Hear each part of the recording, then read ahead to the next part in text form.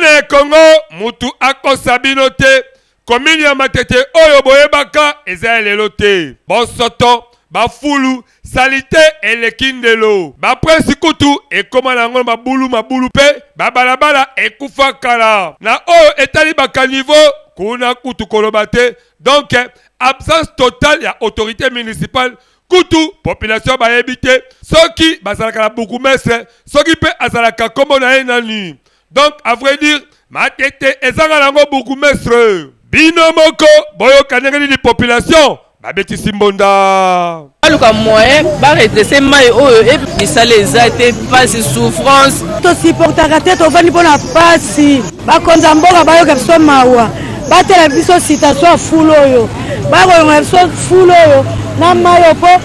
maele kaka. Ba fulu, ba soto, salite, ndenge kaka boza komona. Boyebake ezakaka awa na commune ya Matete na ville province ya Kinshasa. En tout cas mwana mboka Daniel Bumba yebake osala problème ya makasi soki kaka okotambola na babukumesa modèle oyo na manda na yo po soni elekindelo yango pe biso tobetisi kaka mbonda. Ndeko ya Congo botala awa bondi melangai ke tozala commune ya Lingwala précisément Naba avenue Kalembelembe na Kabinda. Côté Oyo zela ezate même ba moto ezakoleka na kokoso. Prince tope makadam esi ebunga kala bondi melangai ke etika zela na mabulu donc zela ekoma ko beba mabe naba avenue Oyo mibale donc po okoma naba avenue des Huileries en tout cas yebake okobo mamo tukana yo. Bino moko botala ndenge nini mai esali ebale na poto ndenge etoni na nzela. Aveni Kalembelembe kutu mawatro botala ndenge kaka boza komona liboso ya hôpital pédiatrique ya Kalembelembe oyo eyambaka bana oyo bayaka kozwa ba soin. Souci pasi pe mawapo nyonso wana eza mosika te na bureau ya gouverneur ya ville province ya Kinshasa. Bino moko boyoka ndenge nini mbonda ebetamaki. Mais vous voyez vous-même, non? Vous voyez, la route est impraticable. Et pendant qu'il y a un hôpital ici à côté, où on peut amener nos enfants, et pour votre gouverne, la pédiatrie de Kalembelembe, c'est une des grandes pédiatries, pour ne pas dire la plus grande pédiatrie de la ville de Kinshasa. Mais quand déjà à côté, elle est dans ces conditions que vous voyez ici, qu'est-ce que nous pouvons encore dire? Si déjà la route est dans tel état, à plus forte raison, l'hôpital en soi, il sera dans quel état? Donc nous déplorons les conditions dans lesquelles nous vivons. Et surtout les conditions dans lesquelles se retrouve aujourd'hui cet hôpital. Na oyo etaliba embouteillage na avenue des Huileries et comme lisusu makasi ebongo kotala ngomba ya bosoto oyo neti kaka mboka leta asi akufa na ekala. Ya boye peuple azanga maladie wana bokosi boye bake typhoïde na malaria eza vraiment à la portée ya population nyonso oyo bavandaka na bazinga zinga ya kotoyo nyonso oyo tobetisi monapo ba autorité en tout cas boluka solution moko epesa malombango po peuple avanda na kimia esali sonia yango pe biso tobetisi kaka mbonda. Tanga ezali ndenge to banolela bibeme na kala na ndenge komi sikoyo nde na koma omona bien pona mo ba dépense dimna na mona salaka bien ata to zara na mama wango to lelika ka to bimisi to ke kude koma osala bien ko na bamboka mususu peza la bongo ko na vana na ba pont noir wana ba Brazzaville wana bibembe kaka pele kana bongo na sepela na kote wana pa bazo pesa 10. Nous les anakala na banda ko ezaki mabe trop de dépenses ba misusu ale le samuninga ya yaka basomele masanga mela mais c'est pas le gouvernement na biso et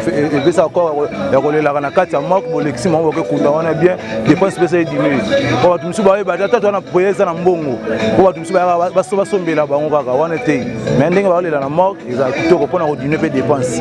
ngai oleka bimbakala kalizalaki mabe makasi ko vendre se bembe place moko ndakokufa na maladi mobo ya bien te ndenge toye biso nyonso de kosangana solo wana epesaka lisusu maladi na biso bato ye kotala ebembe koleka na cercueil kotambola kopesa na mbote ndenge toza na kati ya place oyo matanga ezalaki ma bien te mais lelo vraiment eza bien kolekisa matanga ebembe mbala moko na cimetière boye vraiment eza idée ya bien mpo na nga na préféré etikala nde bongo etikala change te ekomi makasi na kwangu à l'ancien temps biso to aba congolais tout fait to botami wana to koli wana to yena Kinshasa pour na ba recherche lolenge bato bakindaka na Angola soki lelo kwangu ebebi na kotala boye yango moko kwangu eza province moko ezo fournir capital à 100% mais lelo azo fournir li sous-sauté pour na nini parce que kwangu akomi na problème makasi problème kwangu akomi nango eza le problème d'abord ya haine ekoti na kwangu problème akomi nango ba route de dessert agricole eza li sous-sauté kwangu problème akomi nango agriculture en grande quantité ndenge bane ko salme ezo salme le sous-sauté pour na nini kwangu akomi na problème à partir ya politique oyo ekoti na kwangu yango elembisi même agriculture papa na ngai bana kwangu bato développement bolongola nanu haine parce que haine wana yango ezomema biso na défaite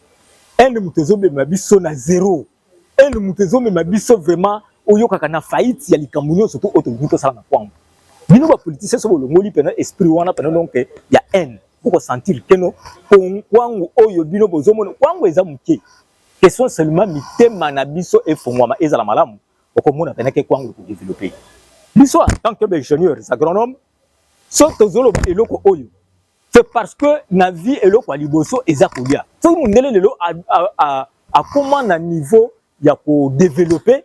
premièrement eloko aliboso na koyebisa bino eza nanu kolia so mutu alongwe déjà na étape ya kolia mutu nyonso surtout o aza en bonne santé mutu nyonso surtout azolia malamu ayebaka kosala projet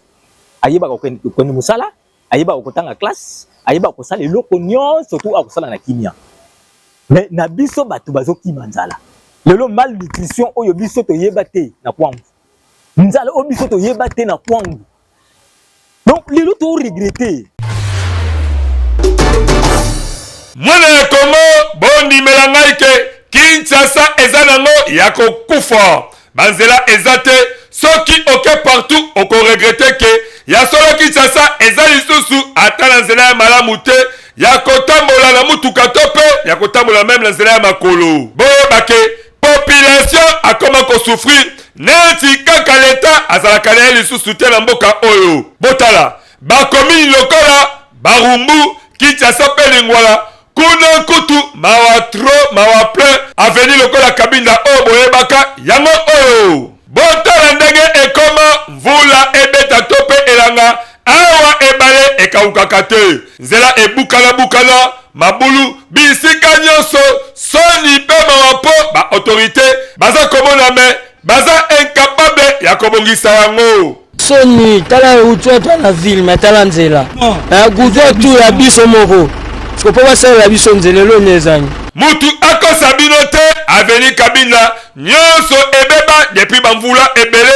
kokoma na avenue du plateau ya commune ya Kinshasa ekoma chemin de la croix tala bamai ndenge etelemi ebongo ya boye nani vraiment akozanga maladie awa ba détourner 32 millions 40 millions mais pendant ça nzela ezo sala mate eza bomengo wese to ande na posa nzela bonga po nzela so bongi makambo nyonso kozala bien bondimela ngai ke misala yango mpe basalaka ezalaka yango kaka ya bacourtisoire soki kaka basali okomona après quelque temps ebukani lisusu toyebi te na baingénieur yango soki mpe ezala kaka bacoopérant to mpe bamembre ya bafamille na bango molaka nanu babwaki mwelon après babwaki kayu baye kobwaka kayas mais sala ngo ndenge ni bosa nzela lelo pas même 5 ans nzela na nyonso fait panzana surtout ebité bozo sala ngo po bozo ka ba millions oyo bino bozo yiba biso peuple ou bien ndenge ni gouvernement provincial oyo ya mwana mboka Daniel Bumba toyebi te soki baza kosala vraiment nini po nyonso oyo eza musika te na babiro na bango tokosenga kaka en tout cas esprit ya démission ezala po bo démissionner soki réellement que bozala ndeko kokate esali soni awa esengi kaka ba vrai ingénieur basala musala kitoko pe ba bétonner bazela opo eumela de manière que bakinois basepela yango pe biso tobetisi kaka mbonda tout ça yango pour la bolingo to bolamu ya République démocratique du Congo en particulier ville province ya Kinshasa. Congolais congolaise yo mutu ozalaka na idée ya développement ya RD Congo magazine bonda ya ekolo baleki ya Yezu apesi bino opportunité ya koya ko exposer ba vision na bino pona bolamu ya ekolo mobimba botala bino moko tomesana koyamba batu na plateau na biso po mutu na mutu atalisa vision na ye yo mutu oza na ba idée ya malamu olingi mboka ekende liboso magazine bonda ya ekolo afongoleli bino ba porte yaka o contribuer na développement ya mboka RD Congo oyo ayebi ke aza vrai leader sala lokola baninga yaka na plateau na biso parce que eza seule adresse oyo eyambaka ba leader ya makasi pe ya solo solo to abordaka basi nyonso lokola politique économique socio-culturel religion pena basije mosusu oyo ezo contribuer na développement ya mboka na biso ko ba commune ya biso ya Gombe ezali géré. Nous avons un bourgmestre très incompétent na commune ya Gombe avec bango qui ne ko bonga déjà bo sote ko zalate érosion ko zalate parce que bango ba soldat ba bisimbi et ça la passe de tout monaka en cas de meurtre ezali ko salema parce que bandeko bato benga bango ba malfrant o ba yaka wana ko profiter na pona molili esika ba moni insécurité ezali ba bandiko molili ezali obscurité ba bandiko créer insécurité c'est-à-dire quoi to yebi c'est ba ko sala bango ne ba ko gérer ba commune o ezali base ya chef de l'état o yé moko za ya katia ko préparer pona et soutenir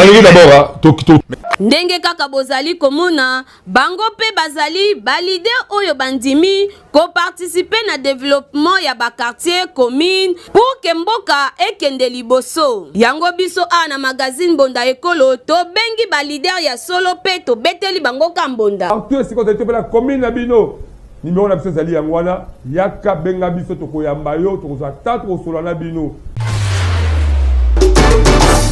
kobota elengi kaka ndenge balobaka na Kinshasa kasi kobokola ezalaka pe pas lelo tokoma komona ba para mingi bakoma ko négliger bana na bango toyebaka te responsabilité na bango ezalaka nini lelo tokoma komona ba jeune belé bakoma komi pesa na ba bombe bakoma komi pesa na ba drogue bakoma komi pesa na masanga na kindumba na moyibi kasi soko tuni bango okomona ke bana wana bazalaka na ba para na bango nini yango esala que ba se retrouver na balabala boyo kandenge ba para mosusu balobaki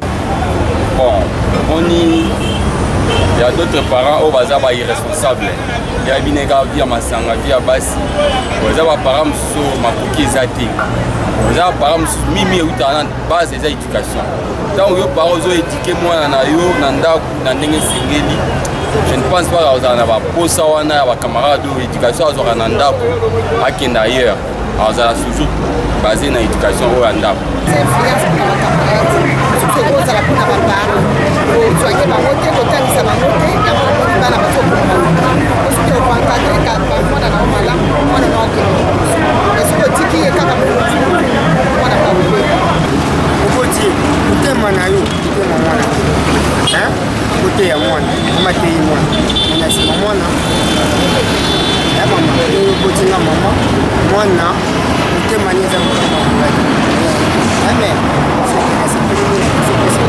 tokosenga kaka na baparent boyeba na koreedike bana na bino malamu kasi pe toyebi ke quelque part bana mosusu pe balekela baparent na mitu bana bongo para soki oremake ke mwana azali koyoka te mema ye lombangu na leta parce que kuna bakopesa ye pe éducation ya malamu kasi biso pe bana esengeli toyeba ke tozali fitiri ya lobi tango bazali kotinda yo na kelasi bazali kolakisa yo musala ezali po na bolamu na yo moko biso awa tobeti mbonda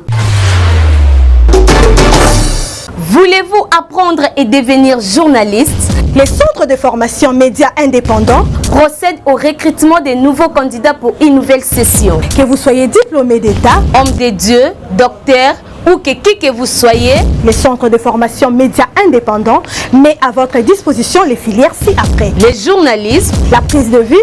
le montage vidéo. N'hésitez pas de nous rejoindre car ici, la formation se donne avec les professionnels des médias. Chez nous, c'est de l'expérience et du professionnalisme. Nous sommes les centres de formation médias indépendants. Pour tout contact, appelez-nous au plus 243 89 81 81 097 ou appelez-nous au plus 243 99 37 45 722. Je répète, appelez-nous au plus 243 89 81 81 097 ou au plus 243 99 37 45 722.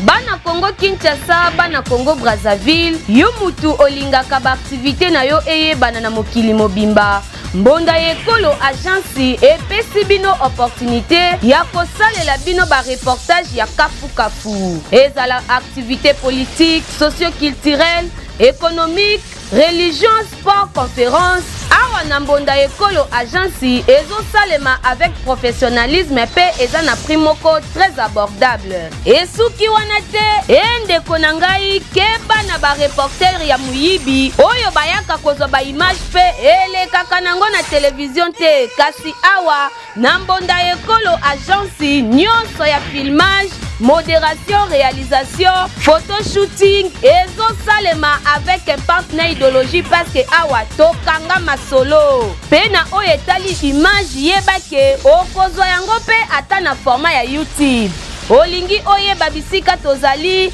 benga biso na plus 243 89 81 81 097 na bandeli lisusu na plus 243 89 81 81 097. Na Mbonda ekolo agence nyonso ya reportage ezosalema kitoko avec professionnalisme et yokanio.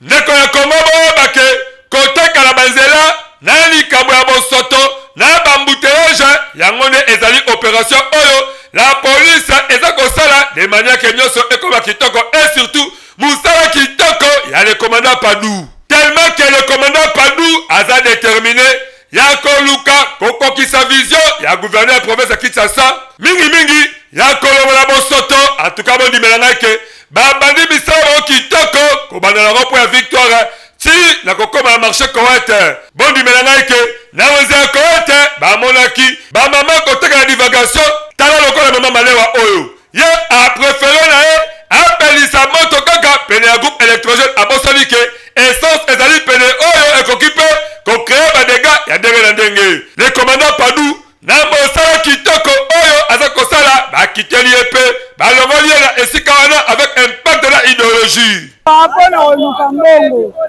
sikoyo na miniti oyo bazobengana biso nakosala ndenge nini mbongo peza te mwana kazotanga aza université sikoyo so nateki te nzungu na ngai yango wana naolamba na ntongo nateki te mbala moko baye babengani fati telele biso likambo oyo tokosenga kaka na bandeko na biso na polise suivi esengeli ezala po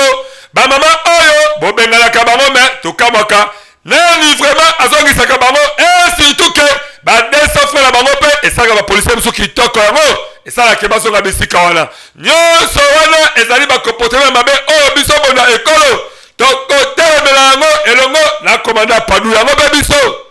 tobetisika Mbonda.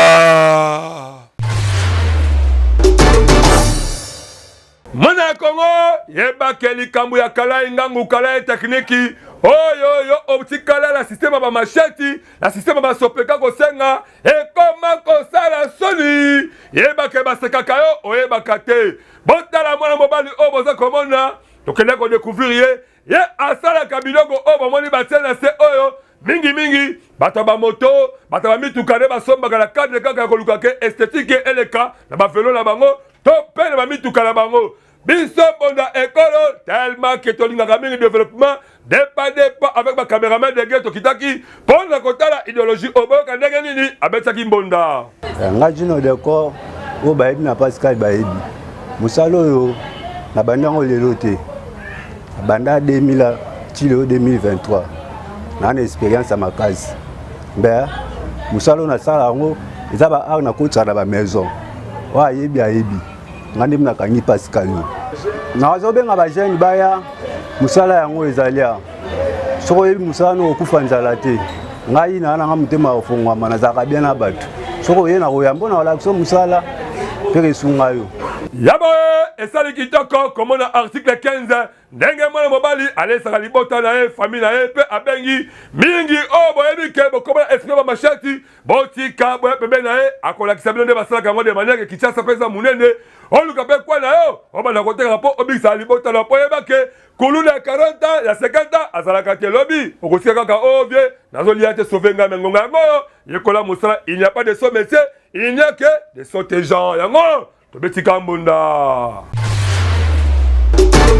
ndeko na ngai toliaka bamabele mingi na batu oyo babelaka ba estoma to pe bamama ya ezemi na basi ya ndenge na ndenge me toyebaka te ndenge nini basalaka yango bino moko botala fabrication yango ndenge nini ezaka article 15 esalamaka avec impact na idéologie tango toliaka eloko esekelaka pe toyeba ndenge basalaka yango bino moko boyoka ndenge nini babeteli mbonda na likambo ya fabrication ya mabele basalaka mabele to bato bakendo sombaka yango na lemba yimbu bayelaka biso soki biso tosombi epa na bango alors tozalaka na système totandi place à propre batie mabele wana todwi mungwa totie bana mibali bayeba beti yango na libende mpo mungwa wana esangana soki babeti yango esili nde tobandi kolinga lokola boye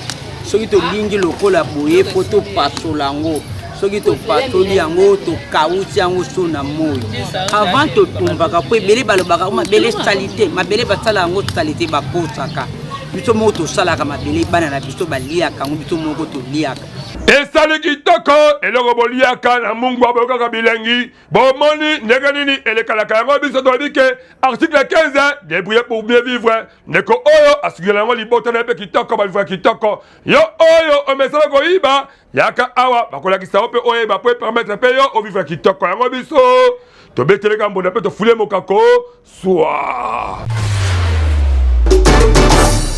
mwana Kongo botala bisika oyo tozali bamandala na ebele boye mingi bokoluka boye basoki tozali wapi boye bake tozali na secteur ya Mawanga na territoire ya Kasongolunda kuna na province ya Kwango botala bandeko oyo bamama ebele ndenge batali biloko na bango na se batekaka kaka mabele boye po awa wenze ezalaka te ekoma kosala pasi kosala biloko na mabele nyonso oyo eza kosala ke bosoto bokono ekota kati na nzoto ya bato yango liboso ya kamera ya mbonda ekolo tango etambolaki tourne mulayi kuna na province ya Kwango mingi na territoire Kasongolunda awa na secteur ya Mawanga bino moko boyoka ndenge nini babetisi mbonda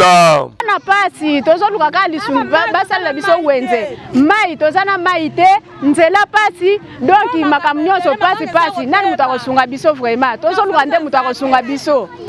tolobi papa tala nde tozoteka wenze nyonso ozomona kaka yango kaka ozomona wenze kitoko te tozana mai te banzela mpe kobeba totoyi tozali na posa lisuni mawanga eza kobeba moto akosunga biso aza te towana posa batongela biso wenze tala wenze tozoteka biso bamama toza na bana bazotanga toza kaka na posa yeloko mosusu te batongela biso kaka wenze toza na posa kaka ya wenze tozoteka na se ya mandalala awa tokosenga na baautorité mingi banatifi ya Kwango pe ya territoire ya Kasongolunda pe bandeko ya secteur ya Mawanga boza ebele awa na Kinshasa boza kozwa misolo ya ndenge na ndenge botalaka be rétroviseur boyeba bandeko obotika bakoma kolela la pasi na bakombola bino et surtout ke batiaka baelika bipala bino bozala te bamoma bakampani ka bokosunga bango mengonga mpe yango oyo bosala bango wenze ya kitoko ekosala bango mpe kitoko bakosepela mingi kolela po susi na bango kaka eza wenze yango biso tobetisi mbonda likambo ya insécurité na kati ya ville province ya Kinshasa général Kasongo fongolela nango miso po na kati ya ekiri bawewa ba responsable bazali pe ba criminel bakota ebele bakoma kosala ba ekiri pona koluka ko enlevaka ba tutope ko bota balinga ba moto okomona akomema moto ya moto akopesa e mbongo ebele pona course moko ya muke moto pe ko palpite aweli si pa zo mbongo wana zo kande bazo memene sika o bakosala mabe soki paza disre babomie babotoli moto soki paza makasi ba sali ye mabe o mitima ba ko linga de manière kaka ba réussir na opération na bango mingi kati na bango bisu ba uta bakanya makasi se ba kima bazongela kaka pour ba opération o alors ba ki boye liboso ya caméra na biso ozala na commune ya Masina na Bekatef na Masina de bato omoni ba opération oyo lelo eleki na Masina ezali ebele 3 ou 4 ya liboso dernièrement bo landake ba botola bazu mutamoto bakenaye pe babomie tozali kosala banquête sur yango batamoto ebele awa bazozwa bango kaka na bacriminel aodoye kaka awa proposer distance ya mokuse montant ebele akolo batikanga place boye na opeso 5000 or ke awa ezalaka nango 500 l'air moto oyoka bongo apanzani l'air baokende oyoka kaka o na kota mulili babomie babotoli moto ou misu to récupéraki oyo babomaki bazana na ba morgue alors on a bureau des ana banquette lobby patrouille salami la patrouille salami mutamoto moko do travailler a du batu awa bakeine tirai po rai na côté na ngambo wana ma etondi ba moko ta tunnel po bimakaka mbala moko alors bazo canadiana yé azana base na ye bakozela oyo kaneti moto sali boebu batelemi ba récupérer mutu abotoli biloko awa tokosenga kaka tokobelela lisusu pe tokobeta mbonda makasi na bakonzi o batali sécurité ya ville province ya Kinshasa bo multiplier ba effort na bino surtout mingi na commune na Masina parce que commune o insécurité ko kokota mingi bandeko otomonaka bawewa mingi kati na bango musala babali kaka kobomaka baninga kobotoka basaki kobotoka ba telefone kobotoka ba mbongo pe ko violaka bandeko joso kaka po baluka ba moyen ya ko vivre boye vraiment kitoko tendeko boluka misala e ko bikisa bino boye kaka tobeti mbunda. Mwana Congo boye bake affaire bakuluna ezongi lisusu makasi na Masina mingi na quartier 3 malgré mikolo elekaki batumbaki moko mais esalaki mabepo bamisalelaka justice ebongaki ke bakanga ye bamema ye na l'état mais bakuluna ngope baliki kotika te botala bana mibali oyo botuna ngai bakangi bango wapi bakangi bango na Kulumba epa ya commandant David Pala oyo azala commandant na poche ya Kulumba Masina quartier 3 tellement que bana mibali oyo baninga balala kamya bango baboya article 15 bamipesa na likambo ya kokata ya koyiba ya koboma pe ya kobotola yango esali kelelo bakwei na file ya la police ya bino moko boyoka ndenge nini la police pe la population babetsaki mbonda. Merci beaucoup pour la question. Ce que mon est la population, c'est la belle population de l'Essengo. Essengo ya komona partout avec ko terroriser bango. Muta ba nebele, partout Tunis bango lelo oyo na makasi ya la police, na makasi ya point shop pour oyo kango bango na commandant de la force, batama mi maboko. Je crois aux hommes na bino moko ndenge même intervention en bataille, aux hommes na assistance ya presse belé pour la komona de base à base. Pascal Nandenga Mabe, lelo oyo. Iso tokopesa kaka ba courage na la police a continuer kosala mosala kitoko ya kontrake bana oyo de manière que population à vivre la kimia tokima lisu wapi kuna okima ba kidnapper koto okima ba kuluna siko tokobata mawapi motuna eza monduki te yango tobetisika mbonda.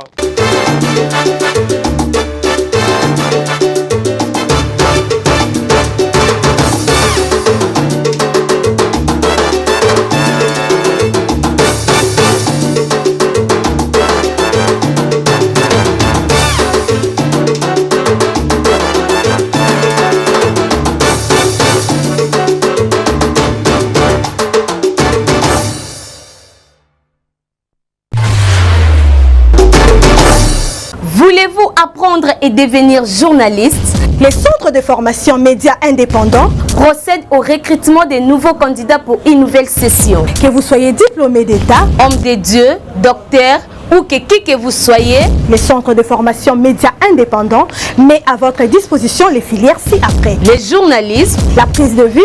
le montage vidéo. N'hésitez pas de nous rejoindre car ici, la formation se donne avec les professionnels des médias. Chez nous, c'est de l'expérience et du professionnalisme. Nous sommes les centres de formation médias indépendants. Pour tout contact, appelez-nous au plus 243 89 81 81 097 ou appelez-nous au plus 243 99 37 45 722. Je répète, appelez-nous au plus 243 89 81 81 097 ou au plus 243 99 37 45 722.